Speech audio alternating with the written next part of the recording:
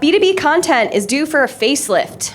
Businesses have branched out to a variety of platforms over the years as a means to share their stories with different audiences and in different ways.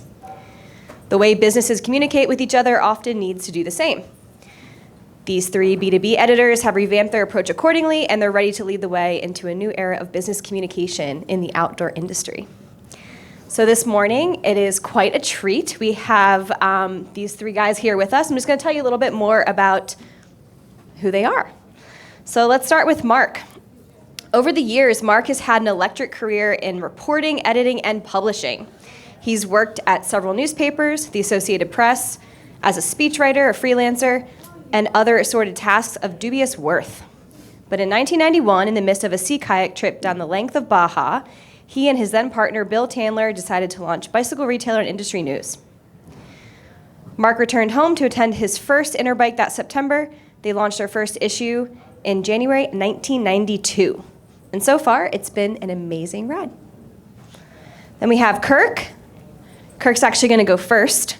Kirk Dieter is the editor-in-chief of Angling Trade, as well as the editor-in-chief of Trout Magazine, the national publication of Trout Unlimited.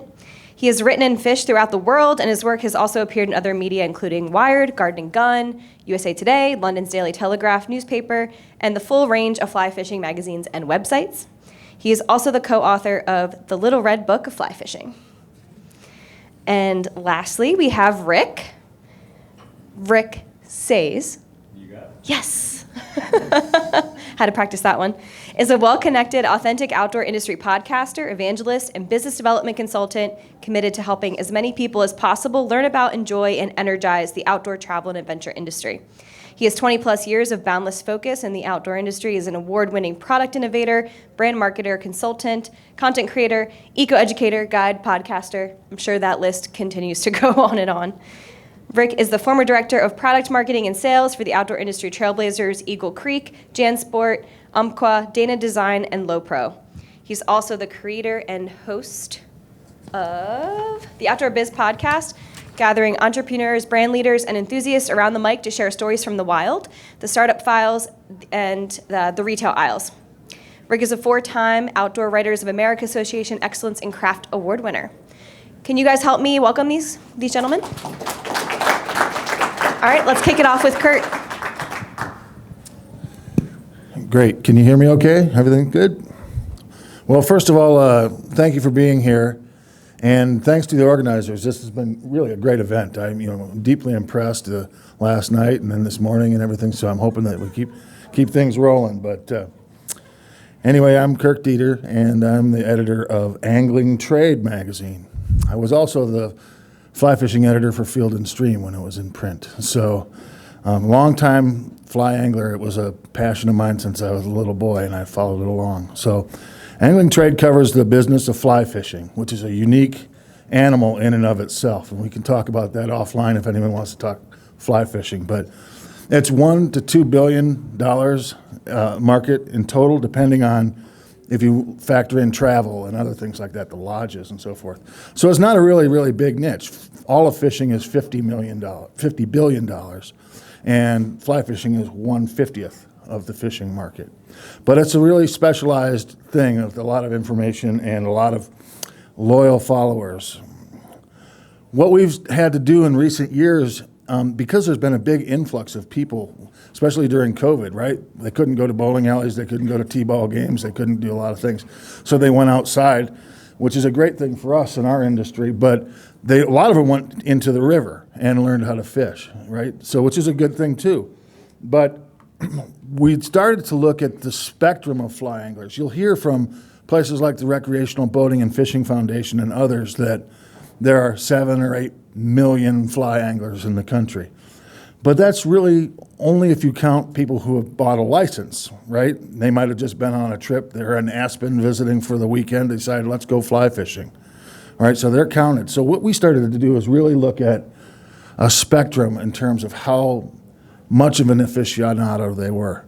And that's been important with us on our business-to-business communications, is to drill down, are we working with these folks here, or are we going for the newbies? And so that's been really key to our success lately. Fly fishing isn't your father's or grandfather's fly fishing anymore. It's an adventure sport. This is a mako shark off of California on a fly. But interestingly, 75% of most product manufacturers' SKUs are still trout-centric. So it's kind of the gateway drug, if you will, into the rest of fly fishing. We like to say that there wouldn't be as many like bonefish anglers or adventure anglers if it weren't for trout. So it's become a where-to, how-to world. And because of that, there are still a lot of brick and mortar shops. Not a ton compared, we were asking about bicycles earlier. There are a few thousand of them. There's really about 600 fly shops in the United States. But they're key gatekeepers because people still go to them and still ask for information. Why is that? Because if I want to go fish, what do I want to do? I want to where to go, what to use, that kind of stuff. So information is the key. And our job in business-to-business communications has really started to focus a lot on helping them be better brokers of information, okay?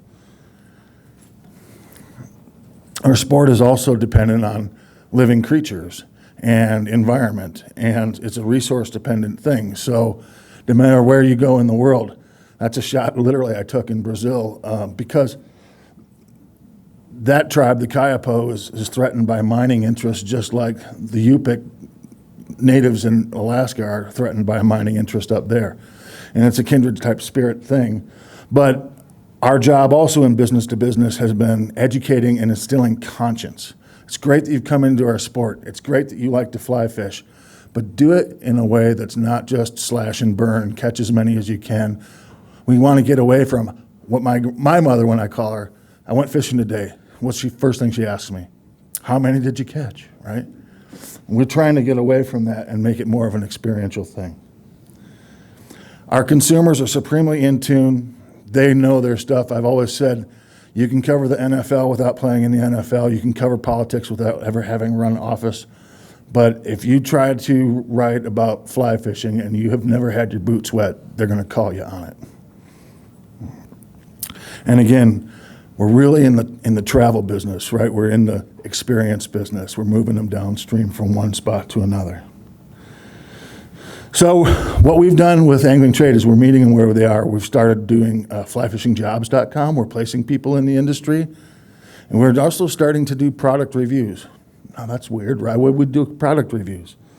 Well, we know that people want unbiased content. They want expert reviews, better testing, comparison analysis, and credibility. And they also know, we did a survey of 800 anglers recently, and almost half of them, 46%, said they don't trust a lot of the reviews that they get right now. Because they know there's a click to button on the bottom. And even if that's in Field and Stream magazine, and I'm a Field and Stream alum and love Field and Stream, but like now you do a binocular review, click to buy. They know that there's a little bit of influence there. So what we're starting to do is independence, non-advertiser driven, non-affiliate, totally on our own product reviews, and it's called Fly Lab. And in turn, what our constituents get is, you don't have to take my word for it, listen to these guys. And so it's subscriber-based, and our readers are actually partnering with us to help us leverage our expertise in product, which is a big shift from where things used to be. So with that, I think I've run my 10 minutes or thereabouts, and I'll answer the questions at the end. If those of you have questions, I'll turn it over to the next guy. Who's next? Oh, there's if anyone wants to get in touch with me. Rick, it looks like it's you. Hey, there you go. Awesome. How do you work the clicker? The little arrow there on the advances. This guy? The one there, the big arrow. You gotta learn the tech, right? And I gotta do the podcast, and I don't know the tech. That's not good. You guys heard my intro. Rick says I've been in the outdoor industry for a long time. I have never been a media guy, though. This media thing is very new to me. I was always a product guy, sales guy, marketing. Stumbled into podcasting. I got laid off at Low Pro a while back, and I was over 50 years old, and I've been firing my resume out, trying to think of what I was going to do and not getting any hits on it, thinking, I might be done. I might need to figure something else out. And I was listening to a lot of podcasts. I had a 1 hour, one-way commute to work every day, listening to Tim Ferriss show, Pat Flynn. That's when these guys were starting to get their heyday. They're becoming, they're celebrities now. And Tim Ferriss was the one I listened to a lot, and he just interviews all the people that he runs around. Oh, sorry. He just interviews all the people that he runs around with, and I thought, I could do the same thing in the outdoor space. I've been in the outdoor industry for a long time, know a lot of great people, so I started an interview podcast, and here we are 400 and some episodes later. It gets over 35,000 downloads a month, super popular, won some awards, and I didn't anticipate how much fun it would be. And for you guys out there wondering, it is really, really easy to do. It's super simple. I'm going to talk a little bit about the earned media versus paid media. I'm not really going to talk today about how to do a podcast. I'm going to talk a little bit today about the value of podcasting as part of your media flow. In earned media, you have other people telling your story. That can kind of, challenge the perception of your brand. They can make some changes to things that you didn't really realize. Whereas owned media or paid media, you're telling the story. You get to control the narrative. You get to say what you want to say about your brand, talk about the things you're focused on, the things you're working on. Some owned examples: YouTube, podcast, video, website content, social media, direct mail. These are all things that you have direct control over. Some of the benefits: again, you control the story. The audience value is increasing. You're increasing not only the audience, but as they listen to you and hear your expertise and some of the expertise that you have on your show, on your podcast. If you don't even do an interview show, you could do a podcast and share your staff's expertise, all these other things, then you become more valuable to them. And you build a deeper connection with people. I get interactions all the time from someone listening to an episode, and they say, hey, that was a great episode with so-and-so. I loved what he said, blah, blah, blah, So it's really a deeper connection. And I have a newsletter, and I do social media, so there's another way to strengthen that connection with your followers. Some of the challenges with paid media: costs keep going up. It's getting more and more expensive to advertise these days. There's first-party data issues. Sometimes you'll put something somewhere and there'll be a breakdown there and it doesn't get posted or published or whatever. And you're renting it versus owning it, right? I think you want to own all your content. Paid media journey: people go from awareness to consideration to purchase. That's where we're driving them, to purchase something. Here, in an owned media situation, you can drive awareness to engagement to an active community, inspiration, and then purchase or advocacy. There's a little bit more things you can do to drive your audience in that direction. The role of podcasts in owned media: 55% of people have listened to podcasts. 37% listen to one a month, and 24% listen weekly. They're still very, very young. There's not that many people, in the world listening to podcasts. I still talk to people, they don't even know what a podcast is. So there's still a lot of opportunity. Why are they so popular? Well, it's a passive consumption versus an active consumption. You can sit there, it's active versus passive. You can listen while you're doing other things. Whereas if you're going to go watch a YouTube video, you have to sit there and watch the video. You can't be hiking, biking, climbing, fishing, whatever. I can listen to a podcast 24/7, 365. 80% of listeners listen to most or all of a single episode. There's data that Apple puts out and some other folks that you can track how much of an episode they listen to. And some added benefits: a podcast gives you a ton of content to slice and dice and use in all the other places that you want to use them. My podcast gets done every Tuesday, and then I transcribe that episode. I can create audio snippets. I can create articles out of it. I can create other little, text snippets for all the social media requirements. The transcriptions boost your SEO because you get all that terminology in there. It's an evergreen piece of content. Once you publish an episode, it lives in perpetuity. I'm not that old yet, but they tell me that that's what's going to happen. And it's added brand value.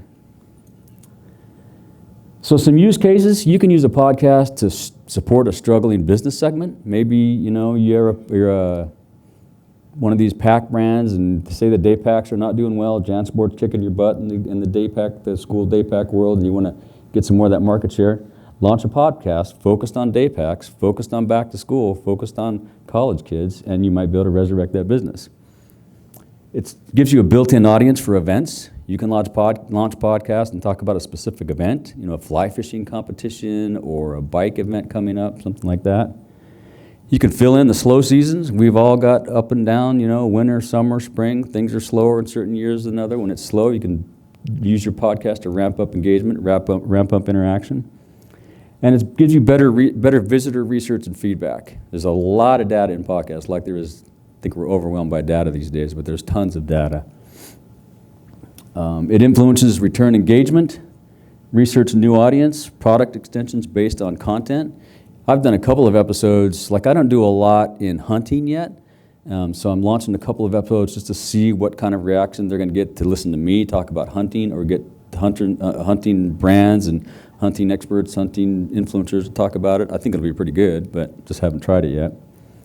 And again, you can create multiple pieces of content on a limited budget. Podcasts are really, really inexpensive to create. Once you get the equipment, which, microphones maybe $100. I have a little handy recorder that I use, which is you can buy and use on eBay for $150.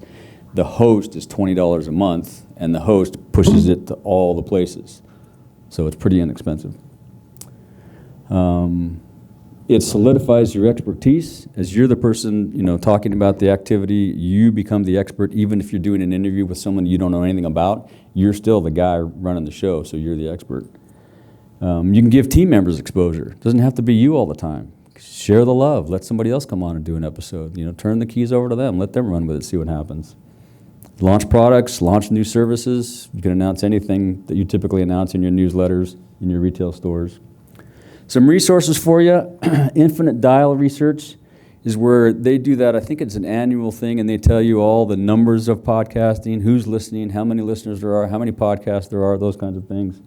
And then I got a lot of this information from the Relic Agency and Adam Stoker. He produces podcasts for other folks. I just met Adam down at the Outdoor Writers Conference in Gulf Shores, Alabama, 2 weeks ago, I think it is. And a lot of times you guys are all busy, I get it, you don't have time to do it. There are people out there that will do it for you. They'll help you create it, they'll produce it. You probably need to still be the voice, or one of your staff members need to be the voice, but they'll do all the soup to nuts, produce it and publish it, all those things. That's it, we'll save questions for the end.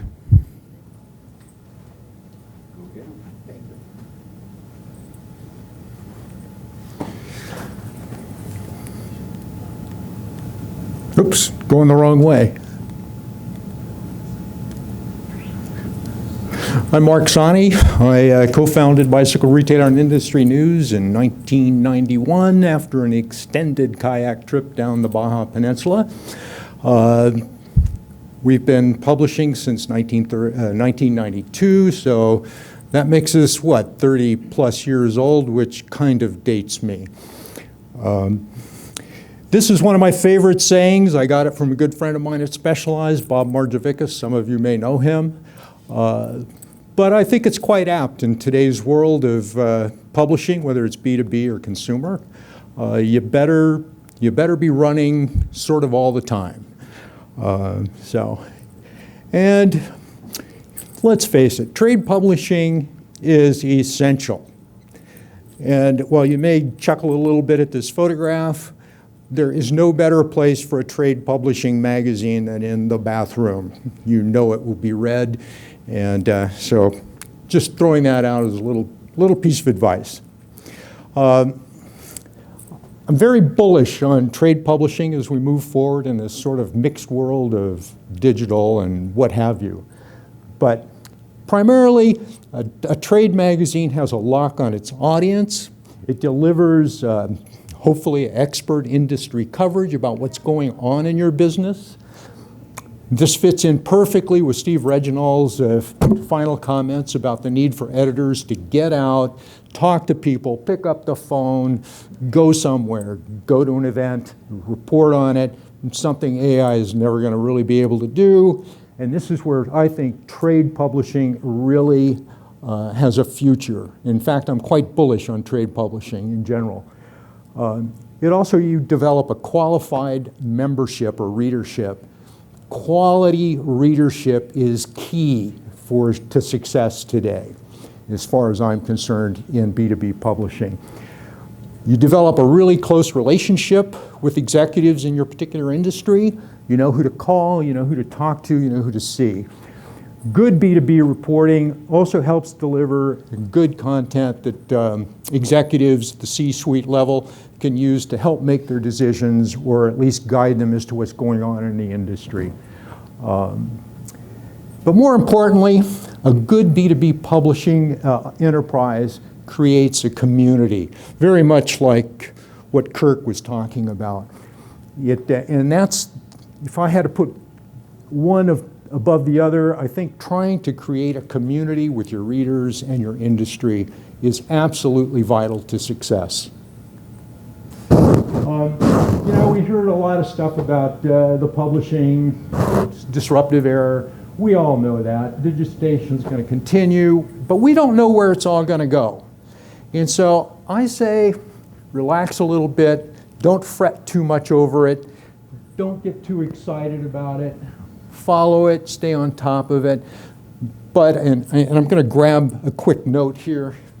I think it's because I started out as a legal affairs reporter. I took a lot of court classes and what have you. And so there's a lot going on the legal front, and sometimes we don't pay attention to that because we're not really interested in it. But I'll give you a quick sample. Back in 1996, that's when the Communications Decency Act was enacted, and that was basically to protect platforms from liability. So at that time, you could almost put anything on the internet and you were immune from liability. That sort of has evolved a little bit, so there's liability for any of the platforms, whether it's Facebook or Google or what have you, particularly for child pornography and such like that. So there's been some carve-outs. But Section 203, which they generally say gave the internet its life, is still alive and well. And you have people like Elizabeth Warren, Josh Hawley, and Elizabeth Warren actually agree on some of this stuff about reining in the big platforms. And then if you're not paying attention to what's going on in Europe, it's called the GDPR.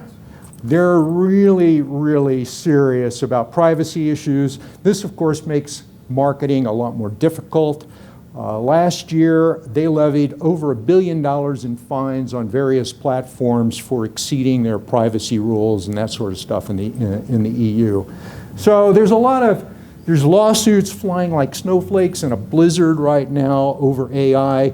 Authors like Stephen King are suing these platforms about scraping their books, scraping their information. And in fact, that was a key problem with, whoops. What am I doing here?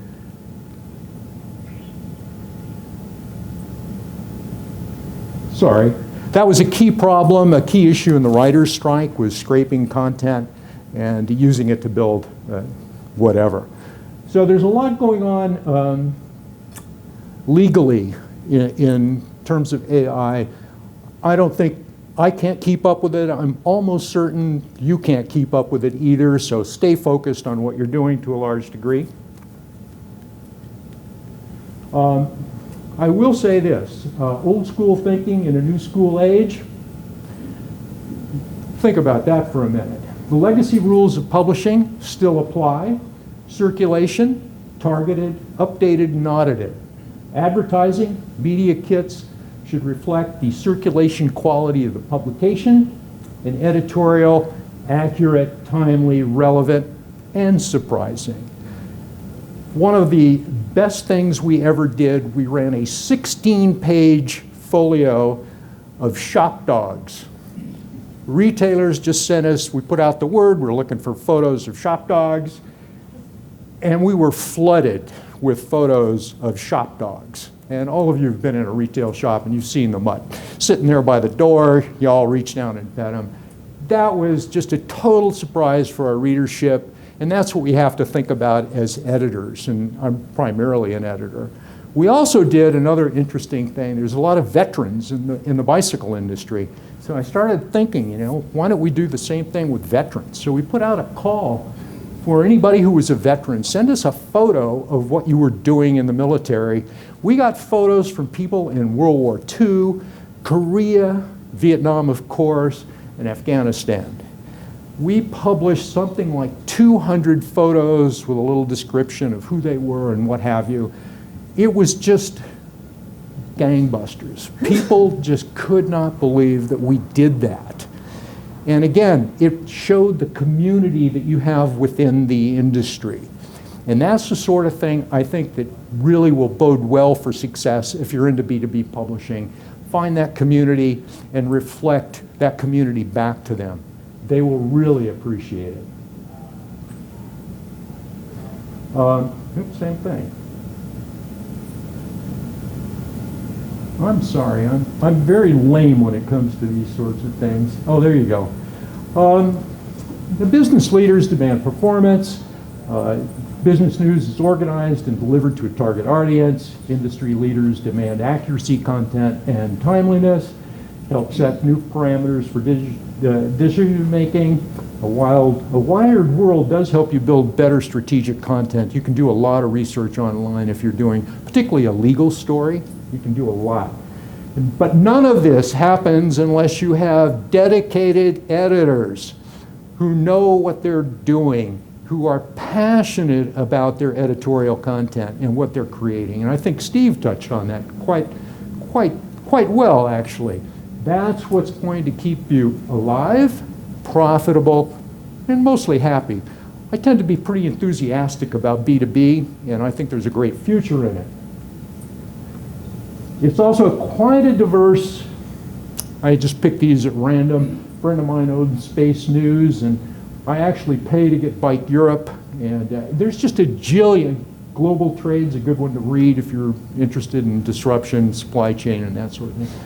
Pick a topic, and you'll find a trade magazine at the heart of it somewhere. I will say, I get RV Business. I just looked at their September-October issue. It's their show issue, 176 pages filled with ads. So I know it's working out there. But most important, this is what makes me happy. I hike with friends, I ski with friends, I hike with friends, I bike with friends, and then I volunteer. And so this is what keeps us alive and happy in the outdoor market. And I hope all of you are enjoying being in the outdoor market. It's a fascinating place to be.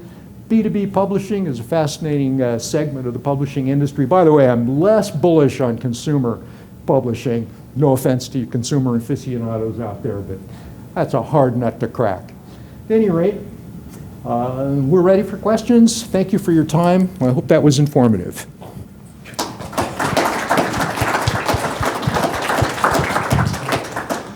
Kind of interesting, at least from my perspective, to see the relationship between everything that Stephen just talked about and what the three of you had to say. And I think the commonality for me is you all touched on community, and that is something that can't be replicated anywhere else. I'm going to go ahead and hand the mic over to you guys if there's anybody that has a question. Somebody's got to go first. Don't everybody speak at once. I've got a question for Kirk. When you're looking at FlyLab, where you're not, FlyLab in particular, which I know is brand new, and I'm really interested in it. What's the business model to make that function without the pay-to-play aspect that's become so prevalent? So it's subscriber-based. But what's really been cool is that our readers from the trade magazine, Fly Shops, have all recognized, we've been talking to them for the last year about this. And so we've created a team of partners, 50 of them, and they'll each do something that incents people to become members for us. And all I have to do is create the non-biased, unaffiliated content. For example, one shop is giving, will discount flies, 10% out of their fly bin. Someone's going to give you outfitter 10% off of that. Travel company is going to give you first dibs on last minute cancellation travel. And you put all those things in a bundle and it's worth many, many dollars. So if it costs $50 to sign up for the year or $100 to sign up for the year, the person, if they fish and are an aficionado at all, will get their value right away. And then we'll go from there. In turn, when I write a review, instead of it going back to the manufacturer, I'm writing about this wonderful cheeky reel that's just come out. So spray reel, right? I'm gonna write it, but instead of sending it back to you at Cheeky, I'm gonna send it to a shop that's done something nice for me, and that helps the independent retailer stay on their feet. And they've been looking for that, and we've been advocates for the independent retailer for 18 years, as long as we've been in business. So if I were to all of a sudden send that to you, I'd look like a real schmuck, right? There's a trade magazine who's turned my back on my readership. So we found this unique way, and we've been massaging it over months and months and months, and lots of research and lots of money, unfortunately, has gone into doing that. But I think it's going to turn the corner. It's going to be a unique kind of model for us. So subscription based. $100 a year. Hi there, I'm Scott with Eddieline Kayaks. One of the things that I struggle as I think about my relationship with the trade magazines and trade publications within my industry is all of the benefits that you're talking about community, relationships, etc. Those benefits seem to accrue to the industry as a whole, but then when I'm looking at my precious advertising dollars, I don't necessarily see that the role of the trade publication in the sales process is what it used to be, frankly. I guess one of the challenges, or one of the questions I have is how do you create robust trade publications when the benefits accrue to the industry as a whole, but you're needing individual brands to pony up to make that payment if the brands aren't necessarily seeing the ROI that they used to? Well, let me take that one on real quick. Yeah, you're right. The ad dollars, based on the kind of coverage you get, particularly in this paddling market, which is tiny, it can be a real problem. But I think a lot of B2B magazines, the future really is paid subscriptions, which further qualifies your audience. That does not mean that you can't sell advertising, sell sponsorships, or whatever. But I think that's the future. Broad-based advertising, like in the bicycle industry, doesn't really work at the B2B level. And so ad dollars are tight, and I think, but if you're creating really good content, nothing will make you happier than for an editor at one of the paddling books to call you up and say, "You're a great guy. I want to do a profile on you. I want you. I'm going to make you look like a statesman in your industry." Well, you're going to be all over that like a fish on a hook. But I think B2B is changing. Newsletters, of course, are another example. And I'm a news guy. I have always been a news guy. Tell me something I don't know, and tell it to me now, and let's move on. And so I think that's where newsletters and B2B publishing are going. So it'll be paid. I agree 100% with that, what he said. And basically what I was just explaining to Peter is no offense, but we've kind of bailed on you, the advertiser, at the same time. Because we know it's a tenuous relationship, right? So like, it's not fair for me to count on you, and it's not, at this point, it's not fair for you to count on me to say whatever you want me to say to move your agenda forward. So we're going to go our independent ways and let the readers kind of be the catalyst for all that, which is kind of where it belongs, isn't it? At least I think so. I think advertising in the podcast world, like podcasting, is still pretty new. I mean, it's still sponsor-driven, and there's a lot of folks that put dynamic ads. I have dynamic ads that get placed in my show. I typically place one ad myself, and then there's a dynamic ad. I don't always have control over who's going in that and I don't get a say in that, which is a little bit concerning. But the other way around that is if an episode or a podcast has too many ads, then you can put your show behind a subscription, like a magazine, and they can get an ad-free version of the podcast. So there's a lot of ways to change that on the audio side.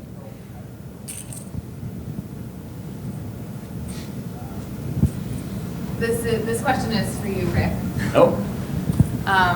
I really enjoy your podcast. Thank you. Yeah, and it's nice to put a face to the voice. So my husband and I own print and digital magazines in Colorado. One of them is highly regional in a resort market. And we've been approached by someone who wants to work with us on a podcast. She was a TV personality and has a lot of contacts. And so we're still in conversation. And my question is around owning content. And if she came, I think originally the proposal was her still owning the content, but then us leveraging that with advertisers and working with her on that.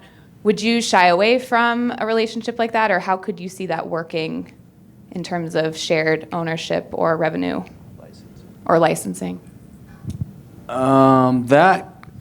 That's pretty interesting. It could get pretty sticky. I think you'd have to have all kinds of agreements lined up in front to make sure you identify who owns what.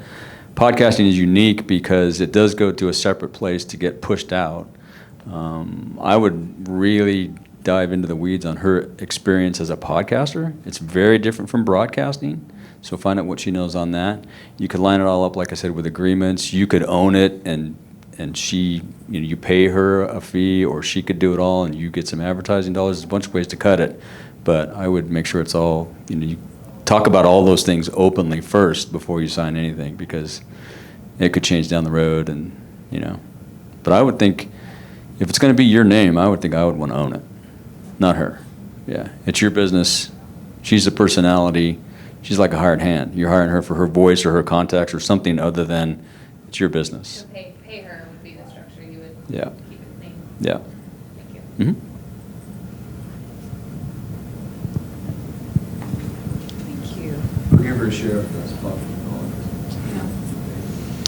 This is a question for all three of you. You all are kind of speaking to unique platforms, and at the end of the day, what ties them all together is unique content that compels your audiences, right? And so, especially coming from the ad side of the world, what in your mind is compelling content that is drawing your audiences in and setting itself apart from other ads in the space? We were just talking about these trade publications that have 167 ads in them plus. How are you seeing content that is really setting itself apart and capturing your audience's attention?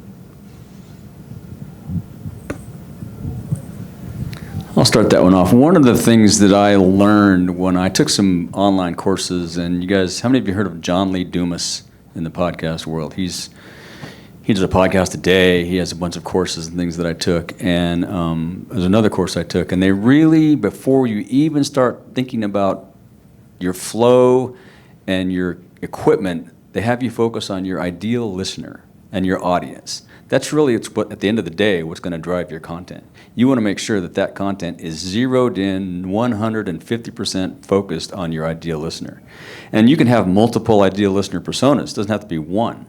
And I can't tell you how many times I'm in the middle of a conversation with somebody and we'll be talking about something and my ideal listener pops into my head and it triggers a conversation that I know somebody out there is going to want to ask. So I would just focus on your audience personas and just write them down to the color of the person's shoes.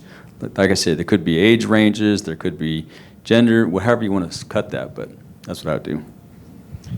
Yeah, and fly fishing, it's two things. It's a how-to world, and so fly fishing is basically problem solving, and it's very improvisational. So giving people information that helps them improvise, just like a jazz musician improvises. You learn the basic scales, but then you're improvising as you go. So that type of information is important. And then think about gear with fly fishing. Like when someone steps out onto the river to go fishing, they're probably carrying, the average person is carrying at least 50 different pieces of gear. If you count flies and the little nippers and the tippet spools and the vest that they wear and the boots and the waders and the rod and the reel and the lines, and I can keep going and going and going. So the gear well is endless, and it's confusing and big and broad. So there's a lot of fodder and a lot of ways for us to play there too. Our publication is mostly my doing. As I said earlier, I'm really a news guy. I started out in newspapers, and if you worked for the Associated Press, you know how to be fast and generally accurate. And that's what we brought to Bicycle Retailer. We really don't do much in the way of product news. Let Pink Bike and other operations write about product.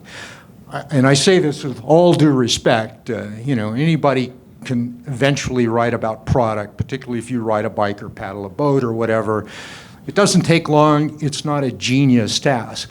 But what's difficult is to be able to pick up the telephone and call John Burke at Trek and ask him about margins or talk to him about how many stores have they bought and that sort of thing.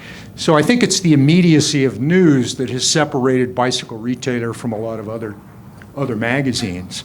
And I think, as I said earlier, finding out stuff that people don't know about and getting it either on the web or in print, that's what keeps your audience coming back. Oh, I learned this today. Oh, did you hear about that? That's what makes publishing, to me, interesting. Yeah, and I would also say I don't focus on product at all because there's so many places out there that talk about outdoor product. I think another opportunity is stories. I think there's a void of storytelling in the world these days because I'm a firm listener is we're going to learn from those that came before us. So if we can share all those stories, it's going to be a better place. So if you can weave stories into your content somehow, whether it's a guest or a special guide or a celebrity or something, that's going to help you add to what your listeners going to want to, or your readers going to want to hear. I have one thing to add to that. If I get into the stories about telling people where to fish and catch their big fish, I would be tarred and feathered. And oh, that's right? Well, yeah, you can tell stories about I that. can leave vague references to this mountain river that was. Any other question? Yes, please. When you're talking about earned media versus paid media, do you all have a good I couldn't like a percentage versus a percentage? She's, let me see if I can grab this. You're talking about earned media versus paid media, and she's looking at percentage balance. What's a healthy balance? I don't really have an answer for that, to be honest. I like people to pay. So I don't want to give it away. I want people to pay for it. It's good content. That's the key to success, I think. So, but I don't really have a good answer for you. Neither do I. And I think those were in reference to me as the media paying for someone to promote my show versus just promoting it on its own, social media, whatever. So that would be earned. Paid would be paying somebody to put it in a publication and that kind of thing, right? Again, I think earned is better than paid. Well, yeah, but now that you've defined it, yeah, I agree. Yeah, but if that helps. There's one more, yeah. Hey, just a question for Rick about podcasting. To your point, yeah, it feels really new and exciting, and the conversations that you have with your guests are really interesting, right? And they can go in several different directions. I'm on the brand side, and so when we evaluate whether it makes sense for us to engage with this podcast or that one, and wow, this one's got really great listenership, but it's really colorful, and in some ways there's a bit of a risk, as there is for any earned opportunity. Mm-hmm. I'm just curious if there's any negotiation that you typically undertake in terms of an opportunity for the brand to listen to it before it actually airs and posts, or if you take a bit more traditional route of it's earned media, you'll listen to it when 10,000 other people listen to it. You get what you get. No, I actually do a lot of custom stuff too. There's a couple of ways, like I just dropped an episode last week with Loa Boots. They sponsored that episode, and I interviewed two of their adventure racers that were doing their first adventure race in the new Loa all-terrain footwear. So they paid for the pre-roll read, they paid for the mid-roll read. So that's one simple way that I work with brands. Another way is I'll do an entire custom episode. I'll basically sort of turn over the mic to you. You don't get to talk into the mic, but you get to tell me what to say. So we'll talk about, who you want me to talk to, what you want me to ask, that kind of thing. I've done a couple of those with folks. One you may have heard with Envoy B2B. They do a lot of resources for the retailers and whatnot. And I've done 2 of them now where they've gone to their show or they've introduced a new tool, and I'll interview a few of their retailers along with one of their managers and talk about the new tool and things like that. So I cut that. I'm willing to work with brands any way you want to work with it because I think it adds to the creativity. Like I said earlier, I don't do product, but I'm probably going to start dropping a Thursday episode on product, but it'll be a different take. I'm thinking of talking with product managers, let them tell the story about the product, as opposed to nobody needs to know what I care about the product. I mean, it doesn't really matter. It's the brand guys. Everybody's going to have their own opinion on product. I've been down that road as a product guy. I know what that's like. Yeah, the question I have is kind of regarding your audiences, and you were talking about defining your audience, but you've also mentioned quite a few things, and I know just from our work, having seen all of your publications, that they get discussed quite a bit. What percentage of your audiences would you expect or believe are professionals in this business world? So, how many of them make their living as bicycle retailers or fly fishing salespeople or retailers? I'm just kind of curious, how much of that is there, and then how many consumers are reading your publications just because they have in-depth knowledge of the subject matter? I'm on the spot first. So in print, we print 8,000 copies. We used to print Angling Trade. We don't print it anymore. It's digital, but we would print 8,000. I'd say 95% of those people were in the industry in one form or fashion, either own a shop or worked at a shop, manage a shop, manufacturer, guide, those types of things. Digitally, obviously, what we saw was more and more consumers looking at what we had to say about industry and people and jobs and people who wanted to get into the industry and so forth. And that's kind of what prompted FlyLab to say, okay, let's be a little bit more consumer facing, or at least have one wing of the organization can be consumer facing. And that right now is it's kind of blowing up. It's like a lot of people are jumping on that bandwagon. In some ways, I agree with Kirk. As for bicycle retailer, I'd say 98%. It's all within the industry. We have a fairly large following overseas, Taiwan, China, Europe, because we write about stuff happening in the U.S. They want to know what's going on. A lot of consumers may look at our website once in a while. Every now and then somebody will link to one of our stories because it's about Rad Power being sued for whatever. But by and large, our audience is primarily consumers and retailers and the trade, the supplier side. So, Well, thank you, everybody. I think we're at the end. I love that. Please stop. Yeah, we got the vote. So if anyone has any questions for me, just find me. I'm happy to chat. Same.